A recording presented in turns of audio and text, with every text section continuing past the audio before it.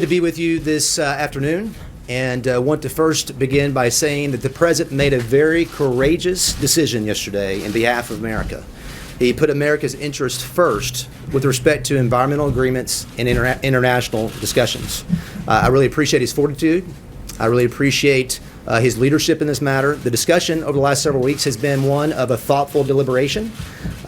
He heard many voices across a wide spectrum of vantage points, and the President made a very informed and I think thoughtful and important decision for the country's benefit. You know, what we have to remember when it comes to environmental agreements and international agreements with respect to things like the Paris Agreement is we have nothing to be apologetic about as a country. We have reduced our CO2 footprint to levels of the early 1990s. In fact, from 2000 to 2014, we reduced our carbon footprint by up over 18%. And that's been largely accomplished through innovation and technology, not government mandate. So when we look at issues like this, we are leading with action and not words. I also want to say that exiting Paris does not mean disengagement. In fact, the President said yesterday that Paris represents a bad deal for this country. It doesn't mean that we're not going to continue the discussion. To export our innovation, to export our technology to the rest of the world, to demonstrate how we do it better here is, I think, a very important message to send. He indicated that he's going to either re-enter Paris or engage in a discussion around a new deal with a commitment to putting America first. The President has said routinely he's going to put the interest of American citizens at the head of this administration. That's in trade policy, that's in national security, that's in border security, that's in right-sizing Washington, D.C., and he did that with respect to his decision yesterday on Paris. So with that, we'd be happy to answer any questions you might have. And I don't know your name, so you'll have to forgive me of that. And if I just point to you, and we'll just go from there. Yes, ma'am. Your name? Mary Bruce with ABC. Hello, Mary. Thank you for taking our questions. Just hoping you can clear this up once and for all. Yes or no? Does the President believe that climate change is real and a threat to the United States? You know what's interesting about all the discussions we had through the last several weeks have been focused on one singular issue. Is Paris good or not for this country? That's the discussions I've had with the President. So that's been my focus. The focus remained on whether Paris put us at a disadvantage, and in fact, it did. It put us at an economic disadvantage. You may not know this, but Paris, it set targets of 26 to 28%. With the entire agenda of the previous administration, we still fell 40% short of those targets. It was a failed deal to begin with. And even if all of the targets were met by all nations across the globe, it only reduced the temperature by less than 0.2 of 1 degree. So that is something that the President focused upon with respect to how it impacted us economically and whether there were good environmental objectives that were achieved as a result of Paris. His decision was no, and that was the extent of our discussions. Yes, ma'am. Yes, ma'am. Yes or no? Yes, ma'am. 0.2% of 1% statistic that you're citing, the MIT scientists who helped with that report say that Trump, quote, badly misunderstood the findings of that report, and that, in fact, if we take no action, temperatures could rise a devastating 5 percentage points. So specifically, what other science? There were other studies that were published. There were other studies published at the time. The MIT study was something that, as you indicated, showed 0.2 of 1 degree. They didn't have a corner on the market as far as the studies at that time. There were many at that point. We can provide those to you. What's clear about Paris, what's clear, is if you go back and look at the criticism that was being levied against the Paris Agreement, it wasn't just from folks in this country who wanted it to be ratified or were critical of the processes. The environmental left was very critical of Paris. In fact, James Hansen is an individual who said at the time it was a fake and a fraud, and the General Counsel of the Sierra Club said the same thing. So if you go back and read the media accounts, there was much criticism, largely because it did not hold nations like China and India accountable. As you know, China did not have to take any steps of compliance until 2030. India had no obligations until $2.5 trillion of aid were provided. And Russia, when they set their targets, they set 1990 as their baseline, which allowed them to continue emitting more CO2. In this country, we had to have a 26 to 28% reduction in greenhouse gases, which represented the Clean Power Plan and the entire climate action agenda of the past administration. Mr. Pruitt? Yes, sir. Sir, I'd like to go back to the first question that was asked that you didn't answer. Does the president believe today that climate change is a hoax? That's something, of course, he said in the campaign. When the pool was up in the Oval Office with him a couple days ago, he refused to answer. So I'm wondering if you can speak for him. You know, I did answer the question because I said the discussions the president and I have had over the last several weeks have been focused on one key issue. Is Paris good or bad for this country? The president and I focused our attentions there. He determined that it was bad for this country. It hurt us economically. It didn't achieve good environmental outcomes, and he made the decision to reject the Paris deal. Yes, sir. Yes, sir. Right there. Yes, sir. Thank you. Given the fact that you and other administration officials haven't been able to outline the president's views on climate change, why should other countries believe that the president wants to negotiate a new deal in good faith? As I indicated in my comments yesterday, and the president emphasized in his speech, this administration and the country as a whole, we have taken significant steps to reduce our CO2 footprint to levels of the pre-1990s. What you won't hear, how did we achieve that? Largely because of technology, hydraulic fracturing, and horizontal drilling that has allowed a conversion to natural gas and the generation of electricity. You won't hear that from the environmental left. And so we need to export clean coal technology. We need to export the technology in natural gas to those around the globe, India and China, and help them learn from us on what we've done to achieve good outcomes. We've led with action, not words. Paris at its core was a bunch of words committed to very, very minimal environmental benefits and cost this country a substantial amount of money and put us at an economic disadvantage. Yes, sir. Yes, sir. Does the president believe that, or does the administration believe that any additional deal on carbon emissions, whether it's Paris or a subsequent deal, needs to? I'm sorry, I missed the first part of your question. Can you? Does the administration believe that any deal, whether it's a revised Paris agreement or another carbon emissions deal, needs congressional approval, either as a treaty or some other form? Well, I think it's clear with respect to the Paris Agreement that there are concerns by the administration. The president expressed this constitutionally in his speech yesterday. I have similar concerns that it should have been submitted to the U.S. Senate for ratification. I think it depends on the nature of the deal, what you actually negotiate. If we're talking about exporting innovation and technology to the rest of the globe, I would say not. I would say that that's not something that needs to be submitted to the U.S. Senate. I would say, however, that if you're setting targets, if you're setting emission targets that are enforceable domestically through regulation or statute, then very much so, the voice of American citizens across the country needs to be heard through the ratification process. Yes, sir. Yes, sir. Thank you. Obviously, a lot of people from the White House are not willing to answer this question of what the president's view is on climate change. So let's talk about your personal views. In March, you said there's tremendous disagreement about the degree of human impact, and you would not agree that it's a primary contributor to global warming.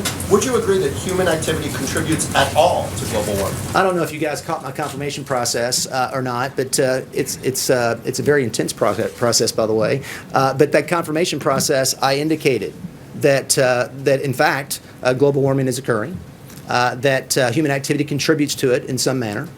Measuring with precision, from my perspective, the degree of human contribution is very challenging, but it still begs the question, what do we do about it? Does it pose an existential threat, as some say? You know, people have called me a climate skeptic or a climate denier. I don't know what it means to deny the climate. I would say that there are climate exaggerators. In fact, many of you, I don't know if you saw this article or not, but The Climate of Complete Certainty by Bret Stephens that was in the New York Times talked about, and I'll just read a quote because I think it's a very important quote from this article. Anyone who's read the 2014 report of the IPCC knows that while modest 0.85 degrees Celsius warming of the Earth has occurred since 1880, much else that passes as accepted fact is really a matter of probabilities. That's especially true of the sophisticated but fallible models and simulations by which scientists attempt to peer into the climate future. To say this isn't to deny science isn't to acknowledge it honestly. And I think that, look, the debate, what the American people deserve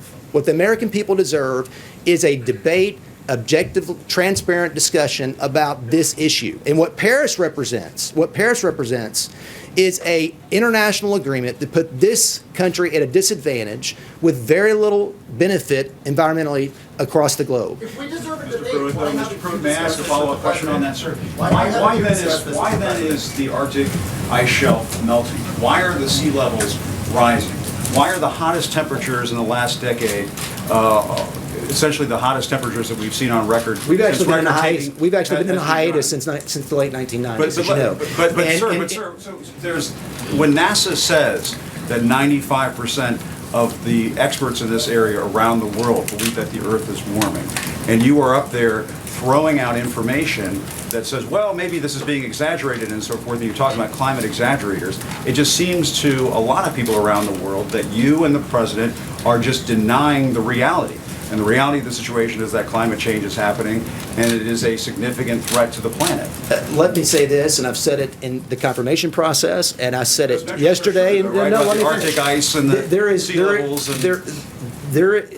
We have done a tremendous amount as a country to achieve reductions in CO2. And we have done that through technology and innovation. We will continue to do that. We will continue to stay engaged. We are a part, as you know, of the UNFCCC. And that process encourages voices by subnational groups and by countries across the globe. And we are going to stay engaged and try to work through agreements and achieve outcomes that put America's interest first. This is not a message to anyone in the world that America is should be apologetic of its CO2 position. We are actually making tremendous advances. We're just not going to agree to frameworks and agreements that put us at an economic disadvantage and hurt citizens across this country. Yes, sir. Are they worried, though, that you're putting your head Yes, in the sir. sand, though, Mr. Pruitt? Are they a little worried that you're putting your head in the sand? Well, there's no evidence of that. Yes, sir. Thank you, Mr. Administrator.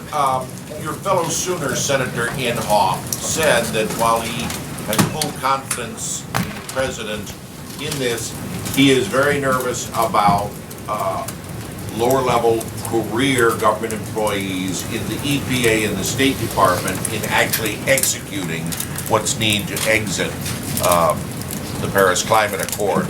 As the administrator of EPA, what do you say to your own senator? What's important to know is that the president said unequivocally yesterday that the targets set in Paris, the 26 to 28% targets, are not enforceable and are not going to be complied with. The Green Climate Fund, where the United States committed $3 billion of initial funding, is not going to continue. That is unequivocally the case, and that's going to be immediate. Now, there are discussions that are ongoing with the Justice Department on the steps that we'll be taking to execute the withdrawal and the exit.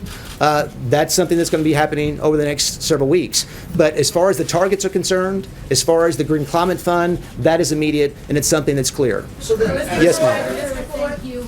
European leaders have made it very clear. I'm sorry? European leaders Okay. have made it very clear the deal can't be renegotiated. So how does the president renegotiate a deal when the other parties aren't willing to come to the table? Well, as he indicated, whether it's part of the Paris framework or a new deal, it's either approach. But a new deal with whom if they're not going to sit down at the table with them? Well, that's up to them, right? I mean, what America, the United States has a seat at the table. After all, we're the United States. And we are leading with respect to CO2 reduction. We have made tremendous progress. If nations around the globe want to seek to learn from us on what we're doing to reduce our CO2 footprint, we're going to share that with them. And that's something that should occur and will occur in the future. And we will reach out and reciprocate with nations who seek to achieve that. And just a quick follow-up. You're the EPA administrator. Shouldn't you be able to tell the American people whether or not the president still believes that climate change is a hoax? Where does he stand? As I indicated several times through the process, there's enough to deal with respect to the Paris Agreement and making an informed decision about this important issue. That's what our focus has been over the last several weeks. I've answered the question a couple times. Yes, sir. Yes, sir. This gentleman right here. Yes, this gentleman right here. This gentleman right here. Yes. Thank you. Isn't it of concern that the United States has broken a promise to 190 countries, and the president did not address that particular point? And second, you've several times raised that the lowering of CO2 levels. Isn't the reason for lower CO2 levels because of blocking the smokestack spews that now are not allowed, the kind of regulations that the administration is now opposing? As I indicated, largely we have reduced our CO2 footprint through innovation and technology, not the least of which is hydraulic fracturing and horizontal drilling. Now, the first part of your question, I forget?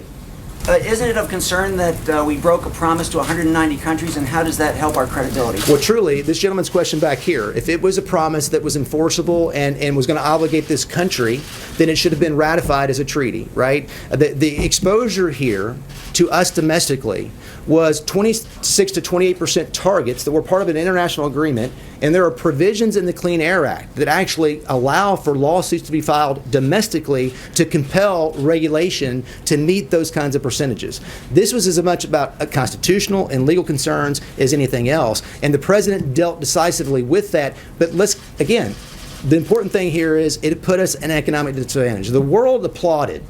The world applauded when we joined Paris. And you know why? I think they applauded because they knew it was going to put this country at an economic disadvantage.